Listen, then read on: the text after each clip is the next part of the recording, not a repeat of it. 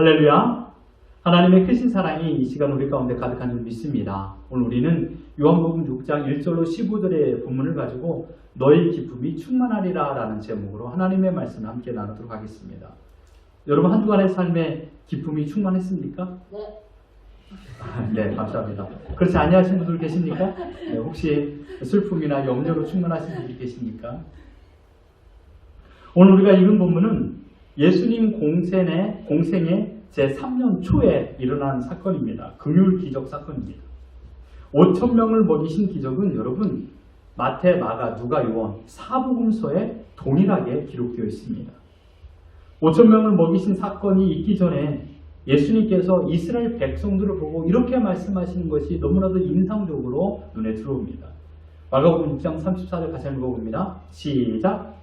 예수께서 나오사 큰 무리를 보시고 그 목자 없는 양 같음을 인하여 불쌍히 여기사 이에 여러 가지로 가르치시더라. 오늘 우리가 부르는 찬양 보면 예수 우리 목자 되어주신다라고 말하지 않았습니까? 가사 중에. 그런데 이스라엘 백성들에게는 목자가 없다라고 말했습니다. 마태복음에도 보면 목자 없는 양같이 이리저리 방황하고 있다라고 표현했습니다. 여러분 양떼에 목자가 없으면 어떤 의미일까요?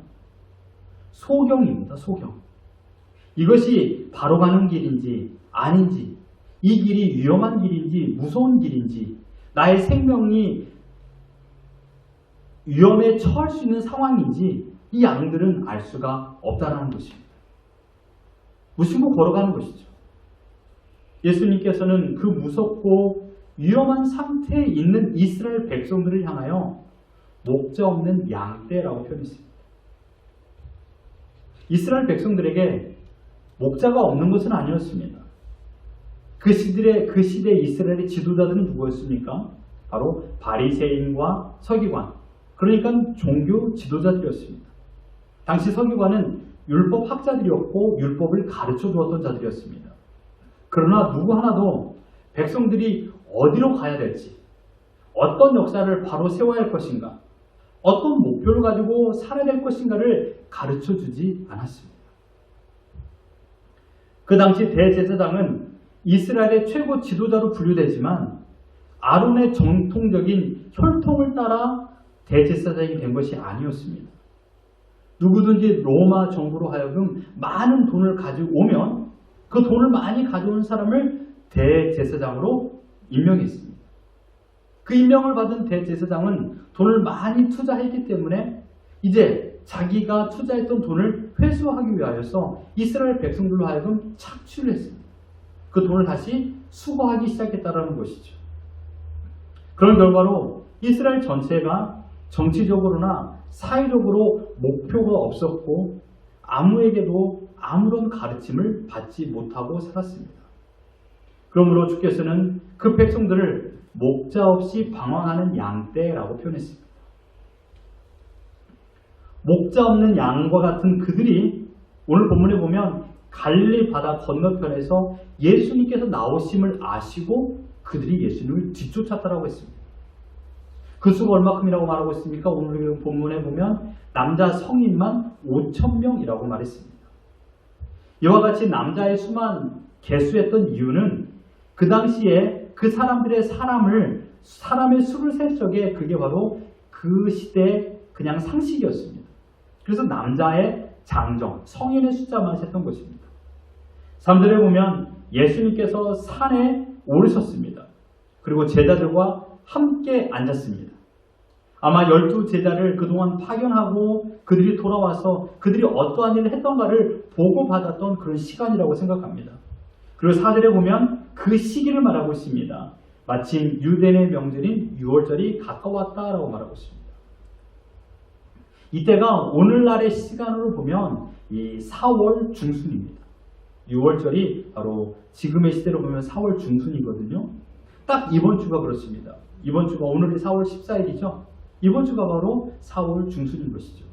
마태복음에서는요, 저녁이 되매라고 했고 마가복음과 누가복음에서는 때가 저물어 가매라고 표현했습니다. 시기를요. 그래서 제자들이 예수님께 나와 이렇게 말합니다. 여기에는 빈들인데 이들로 하여금 어떻게 먹을 것을 공급할 수 있겠습니까? 라고 말하고 있습니다. 우리에게는 이들을 먹일 수 있는 어떠한 음식도 없고 그냥 이 백성들을 각자 집으로 돌려보내는 것이 어떻습니까? 아니면 집에 가다가 자기 돈으로 음식을 사 먹게 하는 것이 어떻습니까? 라고 말했습니다. 어쩌면 제자들의 생각은 이들을 우리가 음식까지 먹여줄 필요가 있겠습니까? 라는 생각도 가진 자들도 분명히 있었습니다. 오늘 본문에서는 특별히 빌립을 향하여 그를 시험하여 예수님께서 물었습니다. 5절에 보면 예수께서 눈을 들어 큰 무리가 자기에게로 오는 것을 보시고 빌립에게 이르시되 우리가 어디서 떡을 사서 이 사람들을 먹이겠느냐라고 말했습니다. 예수님께서는 빌립이 어떻게 하실 것을 다 알고 이 질문을 하신 것입니다. 6절에도 말하죠. 이렇게 말씀하시면 친히 어떻게 하실지를 아시고 라고 말했습니다. 이 말씀에 대한 여러 가지 해석이 있지만 그 중에 가장 중요한 사실은 빌립이 얼마만큼 예수님을 신뢰하고 있는지 의지하고 있는지를 알기 위함이었습니다. 빌립이 예수님의 제자가 되어 예수님을 따른 지 대략 1년 정도의 시간이 되었기 때문에 수많은 기적을 보고 경험했기 때문에 이때쯤이면 예수님에 대한 신뢰가 있지 않았을까라고 생각했던 것이죠. 그런데 빌립의 생각은 예수님을 신뢰하지 않았습니다. 빌립은 아주 계산적인 사람이었습니다. 현실적인 사람이었죠. 믿음보다 현실 감각이 매우 뛰어난 사람이었습니다. 그의 대답을 보시죠. 7절 같이 한번 읽어봅니다. 시작. 빌립이 대답하되 각 사람으로 조금씩 받게 할지라도 200데나리온의 떡이 부족하리이다.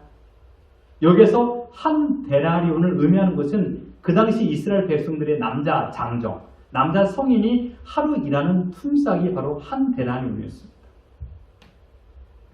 그러니 5,000명이나 되는 사람을 먹이려면 200명의 하루 품삯에 해당하는 돈을 가지고서 이 백성들을 위하여 떡을 사야 된다라고 빌립은 말한 것입니다.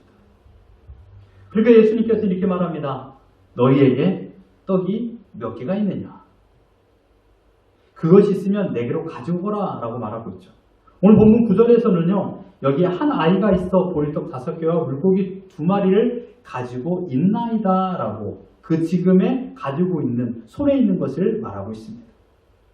이 떡은 영어 성경과 우리말 성경에서는 그냥 떡이라고 떡 덩어리라고 표현하고 있는데 원문에 표시되는 것은 떡 덩어리가 아니라 전병. 그러니까 우리 한국말로 말하면 부침개, 지짐, 납작 누른 어떤 그런 빈대떡 같은 종류가 5개 있었다라는 것을 말하고 있습니다. 그리고 생선 2마리가 있습니다. 누가 가지고 있었습니까? 여기 한 아이가 가지고 있다라고 말하고 있습니다. 그러니까 이렇게 생각해 볼 수 있죠. 보리떡 5개와 물고기 2마리는 그 당시 한 어린 아이가 먹을 수 있는 저녁 식사의 양이었다라는 것입니다. 이것으로 이 많은 사람들에게 무엇을 할 수 있겠습니까? 라고 안드레가 말했습니다. 그러나 예수님께서는 제자들의 생각과는 달랐습니다. 10절 같이 한번 읽어봅니다. 시작. 예수께서 이르시되 이 사람들로 앉게 하라 하시니 그곳에 잔디가 많은지라 사람들이 앉으니 수가 5,000명쯤 되더라. 예수님께서는 이들을 집으로 돌려보내지 말고 지금 우리 눈앞에 있는 넓은 들판에 다 앉게 하라라고 명하셨습니다. 자기가 앉고 싶은 대로 앉으라 라고 말했던 것이죠.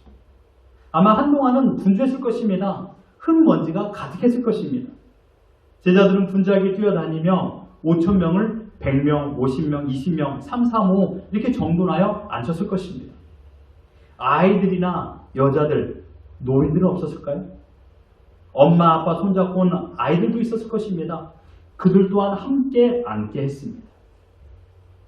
그렇게 하고 나서 예수님께서 떡을 들어 하늘을 우러러 축사하시고 그것을 먹게 한 것을 먼저 감사하고 그 다음에 5,000명을 향하여서 나눠주셨다라고 표현했습니다. 또 물고기도 그렇게 나눠주었다라고 했습니다. 어린아이의 한 끼 저녁 식사 음식을 가지고 5,000명이 먹고 남은 부스러기를 주워 모으니까 12광주리가 되었다라고 했습니다. 이것이 오늘 본문의 전반적인 내용입니다. 그렇다면 이 기적의 사건을 통하여 어떤 반응이 일어났을까요? 이 기적을 통하여 어떤 반응이 일어났을까요? 두 가지의 반응이 있었습니다. 첫 번째는 백성들의 반응입니다. 오늘 예수님께서 베푸신 기적을 경험한 자들이 누굽니까? 남자 성인 5,000명이라고 이 대표격의 입장으로 이 남자 성인 5,000명이라고 말하고 있습니다. 그런데 여러분, 남자 성인 5,000명이라는 자들은 누굽니까? 각 가정의 가장, 즉 남편이라는 것입니다. 아버지라는 것이죠. 여러분 생각해 보십시오. 아버지가, 남편이, 가장이 이 떡을 먹은 것을, 이 놀라운 기적을 경험하고 각자 집으로 돌아갔을 것입니다. 그리고 무엇을 했을까요? 이 사람들이 자신들의 눈앞에서 예수님의 이러한 위대한 기적을 보고 그 결과를 내가 직접 먹었다라는 것을 자기 집에 돌아가서 이야기했을 것입니다. 대부분의 가정에서 저녁 식사를 할 때 하루에 있었던 일들을 이야기하지 않습니까? 아빠, 엄마, 여보, 당신 하면서 오늘 무슨 일이 있었다라는 것을 막 이야기하잖아요. 그게 우리의 저녁 시간입니다. 그러니까 저녁 식사가 매우 중요해요. 하루를 마감하는 시간이니까요.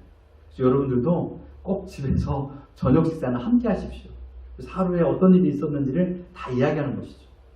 마치 마찬가지로 그 아버지도, 그 남편도, 가장도 집에 들어가서 오늘 자신이 경험했던 그 사건을 이야기했습니다. 예수님의 기적 사건을 경험한 남자들이 집에 가서 모든 식구들 향하여 얘들아 이리 와봐라. 내가 오늘 무슨 일을 경험한지 아니? 내가 오늘 이러이러한 일을 경험했단다. 있는 사실만 말해도 거짓말처럼 들리는 그런 일을 경험했고 그 떡을, 그 물고기를 자신이 직접 먹었다라고 이야기하게 된 것입니다.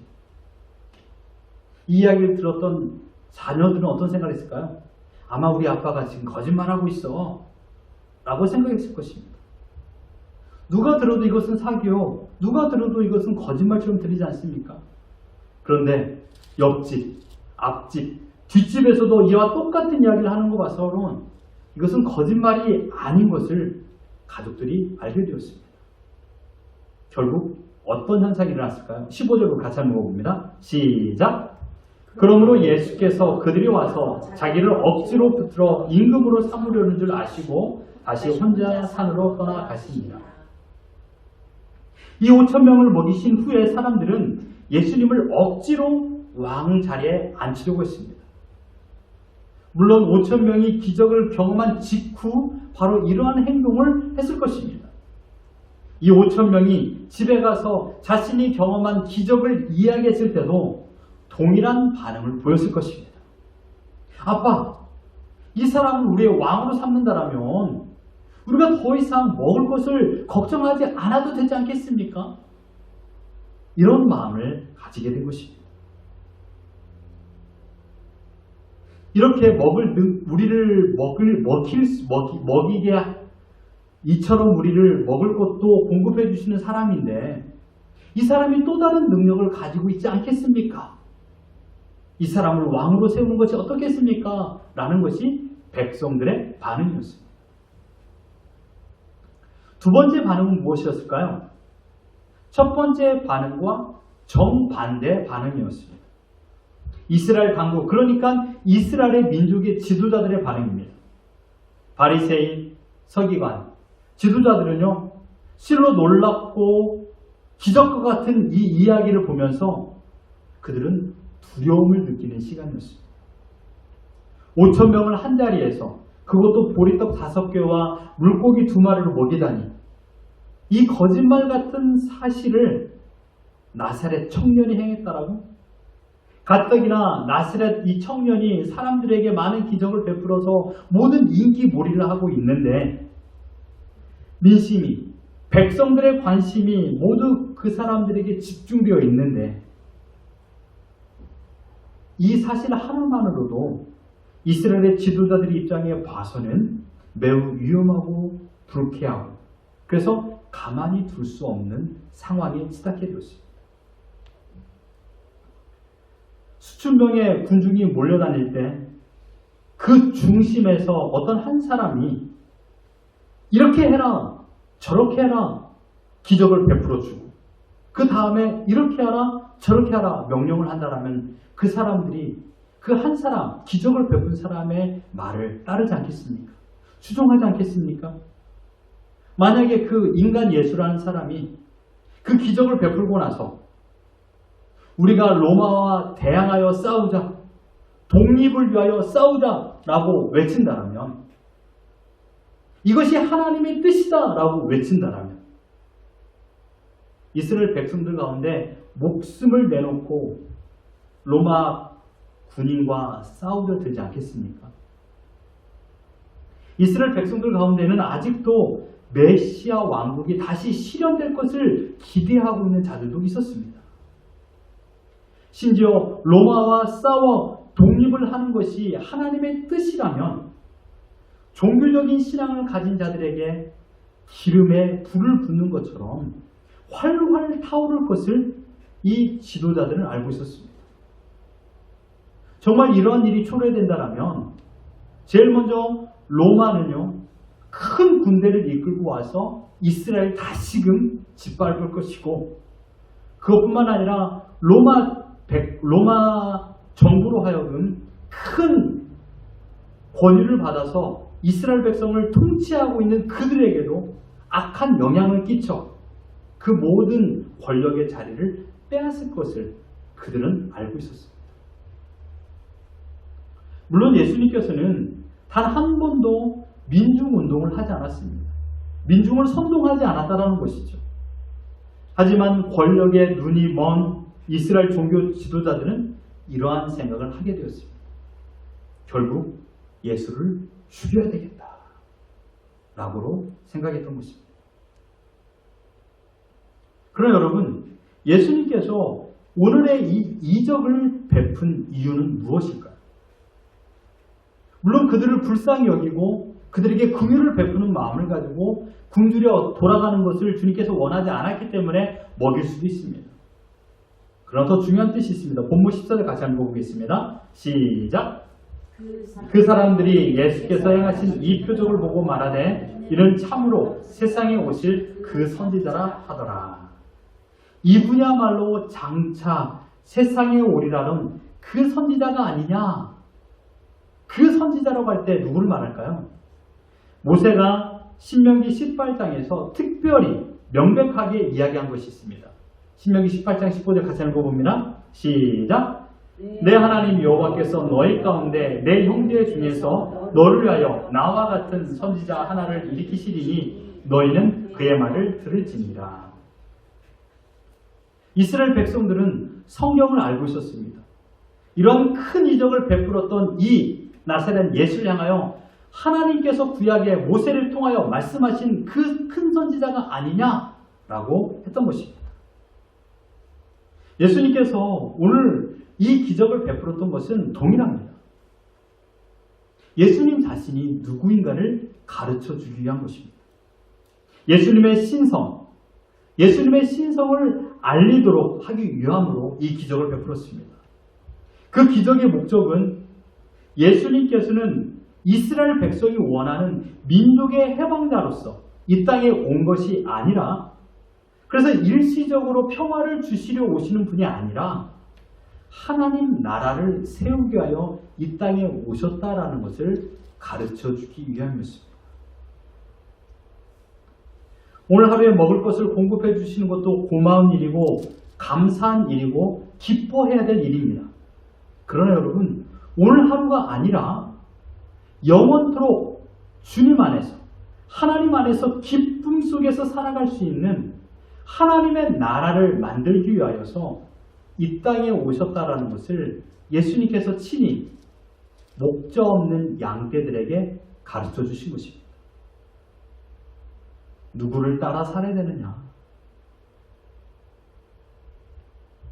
물론 모여있는 5,000명과 종교 지도자들 그리고 제자들도 그 당시 사건을 마주할 때 이 사실을 몰랐습니다. 예수님께서 왜 이런 이적을 베풀어 주셨는가? 하지만 이 사건 이후 앞으로 머지않아 1년 반쯤 이후에 초대교회가 설 때에는 예수님의 기적사건을 바로 이해하게 될 것입니다. 그 일을 위하여서 예수님께서는 지금 이 기적사건을 베푸신 것입니다. 또 이 기적은 자비가 풍성하신 예수님, 능력이 충만하신 예수님, 지혜가 가득하신 예수님을 가르쳐주기 위한 것입니다. 그리고 그분이 우리에게 영생을 주시고 참 평안을 주시고 진정한 보호자가 되어주시는 목자라는 사실을 우리에게 가르쳐주시고 그 손에서 아무도 빼앗아갈 자가 없다라는 것을 가르쳐주기 위하여서 주님께서 이 기적을 베푸셨습니다. 목자 있는 양. 목자 있는 양. 너희는 목자 없는 양이 아니라 내가 너의 목자가 되어주고 너희는 그러므로 목자 있는 양이 될 것이고 너희는 안전하고 너희는 항상 매일마다 살이 찌는 풍성함을 경험하는 인생을 살 것이다 라는 것을 가르쳐주기 위한 것입니다. 예수님께서 그 백성 개개인의 모든 필요와 양식과 건강과 완전한 보호와 참 평안과 안식과 소망과 기쁨, 이 모든 영적인 것, 육체적인 것, 정신적인 것을 채워주는 분이라는 것을 가르쳐 주셨습니다. 여러분, 예수님의 공급은 어떠할까요? 오늘 본문에 보면 예수님의 공급은 어떠할까요? 오늘 본문에 보면 특별히 힘센 사람, 노약자, 병든 사람에게 예수님은 집중하지 않았습니다. 힘센 사람은 많이 먹고 힘없는 사람은 하나도 먹지 못하는 그렇게 예수님께서는 일을 진행하지 않았습니다. 예수님께서 친히 제자들을 시켜서 사람들이 각각 원하는 대로 먹게끔 했습니다. 오늘 본문 11절 12절 같이 읽어봅니다. 시작! 예수께서 떡을 가져 축사하신 후에 앉아있는 자들에게 나눠주시고 물고기도 그렇게 그들의 원대로 주시니라. 그들이 배부른 후에 예수께서 제자들에게 이르시되 남은 조각을 거두고 버리는 것이 없게 하라 하시므로 그들이 원하는 대로 그들이 배부를 만큼 그들이 원하는 대로 그들이 배부를 만큼 줘라. 결국 그들은 배부른 만큼 먹었습니다. 모든 사람은 자기가 먹고 싶은 만큼 배가 찰 만큼 먹었습니다. 어떤 이들은요, 떡 하나를 먹어도 배가 차는 사람이 있고 어떤 이들은 떡 10개를 먹어도 부족한 사람이 있습니다. 배가 부르는 떡 개수의 차이가 있을지언정 결국 모든 이들은 배가 불렀다라는 것입니다. 가득히 먹었다라는 것입니다. 사랑하는 성도 여러분, 예수님께서는 한 사람 한 사람의 필요를 모두 채워주시는 은혜를 베풀었다라는 것을 기억하십시오. 예수님은 개인의 인격, 개인의 영혼을 아주 존중하십니다. 여기에도 지금 어린아이나 성인이 앉아있습니다. 남자와 여자가 앉아있습니다. 아내와 남편이 앉아있고 아버지와 자녀가 앉아있습니다. 아버지가 필요로 하는 것이 있고 자녀가 필요로 하는 것도 있고 남편이 필요로 하는 것도 있고 여자가 필요로 하는 것들도 있습니다. 우리의 모든 필요를 주님께서는 알고 계신다라는 사실입니다. 성인이라고 해서 어린아이라고 해서 교회에 오래 다녔다라고 해서 처음 신앙생활을 했다고 해서 주님은 차별하지 않으십니다. 주님께서는 성별의 차이도 없고 인종의 차별도 없습니다. 이 자리에 있고 예수 그리스도를 나의 구주로 영접하면 모두가 하나님의 자녀이기 때문입니다. 이와 같이 주님께서는 각 사람의 그 육신의 필요와 함께 각 사정을 모든 일일이 보시고 다루셨으며 그들에게 필요한 긍휼을 베풀어 주셨습니다. 주님은 내가 무엇을 필요로 하는지 나의 영혼의 양식이 무엇인지 아시고 그것을 공급해 주시는 분이십니다. 그래서 주님은 자신을 생명의 떡이라고 말씀하셨습니다. 하나님은 지금도 자녀들이 무엇을 필요로 하는지를 알고 계십니다. 당장 지금 무엇을 필요로 하여 기도하고 있는지도 하나님은 알고 계십니다. 전도서 3장 13절을 같이 한번 읽어봅니다. 시작!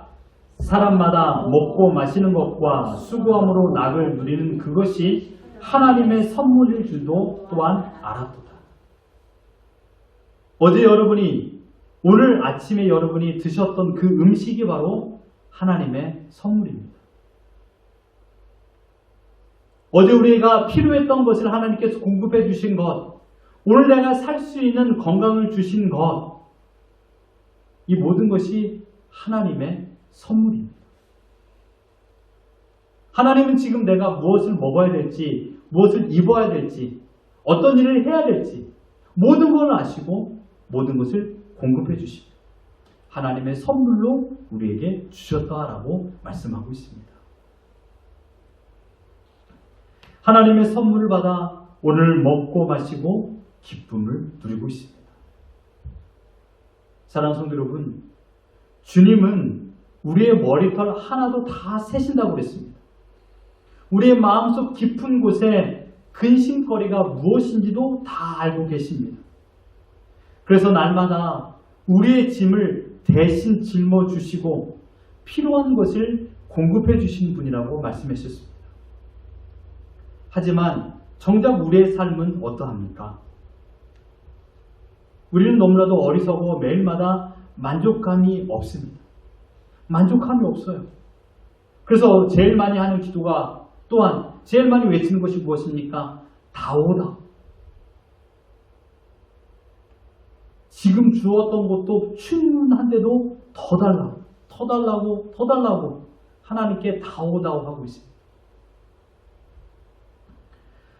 더 주라고 외치기 전에 하나님은 우리의 필요를 아시는 분이십니다.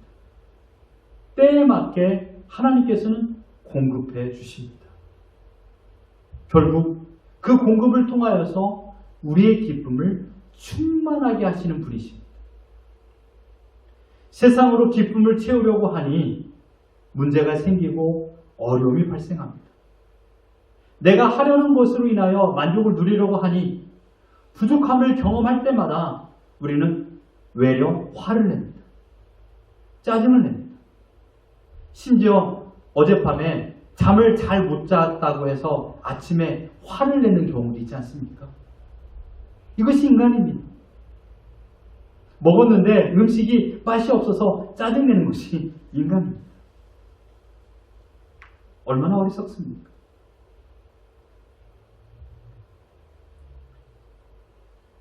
부족함 없이 하나님께서는 우리를 채움으로 인도하십니다. 여러분들이 지금도 부족하다라고 생각하는 것들이 있지만 하나님께서는 하나님의 방법으로 다 채워주십니다. 그러므로 오늘의 음식이 하나님의 선물인 것을 감사하며 살아간다면 그 사람에게는 기쁨이 있지 않겠습니까? 오늘 집에 가면서 5,000명의 사람들이 집에 가면서 자신이 먹었던 떡으로 기뻐하지 않았을까요? 이 시간 주님은 동일한 마음을 가지고 우리에게 공급해 주시는 분이십니다. 내가 보기에는 부족하지만 하나님께서는 우리의 필요를 채워주십니다. 그 채움으로 인하여서 우리는 기쁨을 경험하게 됩니다. 그러니 여러분들께서 먼저 판단하지 마십시오. 아니 목사님, 지금 은행 잔고가 이렇게 부족한데 남편의 사업이, 나의 사업이 지금 이렇게 어려운데 어찌 하나님께서 채워주신다라고 말하고 있습니까? 라고 항변하지 마십시오. 오늘 우리는 아침 음식을 거하게 먹었습니다. 어제 우리는 부족함 없이 체험으로 하루를 살았습니다. 하루하루 하나님께서는 먹고 마시는 것과 수고하는 모든 것을 선물로 주십니다. 이 하나님을 믿기만 한다라면, 오병이어의 기적을 베풀어 주신 주님을 믿기만 한다라면 너의 기쁨이 충만할 것이다 라고 약속하셨습니다. 기쁨으로 사시겠습니까? 걱정으로 사시겠습니까? 원망으로 사시겠습니까? 감사로 사시겠습니까? 이 결정은 단 한 가지입니다. 바로 하나님께서 나에게 먹을 것, 입을 것, 마실 것을 선물로 주신다는 것을 믿기만 한다면 기쁨과 감사와 만족을 누리며 살아갈 줄 믿습니다. 지금 우리에게 말씀하고 있습니다. 이 세상의 삶을 살아가면서 기뻐하며 왕께 노래 부르고 하나님의 위대한 돌봄, 하나님만이 나의 목자라는 사실을 믿기만 한다면 우리 마음에는 기쁨이 충만할 것이다. 주님께서 약속하셨습니다. 주님께서 이 땅에 오신 목적이 무엇입니까? 하늘의 기쁨을 맛보게 하기 위해서 이 땅에 오셨습니다. 이 기쁨을 우리에게 영원토록 소유로 주기 위해서, 선물로 주기 위하여 이 땅에 오신 것입니다. 우리는 지금 하나님의 선물이 내장되어 항상 기쁨이 샘솟듯 넘쳐나고 있는데도 불구하고 이 기쁨을 받아 누리고 있지 못하고 있습니다. 왜 그럴까요? 단 한 가지입니다. 내가 판단하고 내 잣대로 보고 원망하고 불평하고 더 달라 만족하지 않는 인생을 살기 때문입니다. 주님의 베품을 기억하십시오. 주님의 인도하심을 기대하십시오. 비로소 우리 마음에 기쁨이 충만할 줄 믿습니다. 이 기쁨을 가지고 오늘 하루를 두려움 없이 살아가는 우리 모두가 되기를 예수 그리스도 이름으로 축원합니다.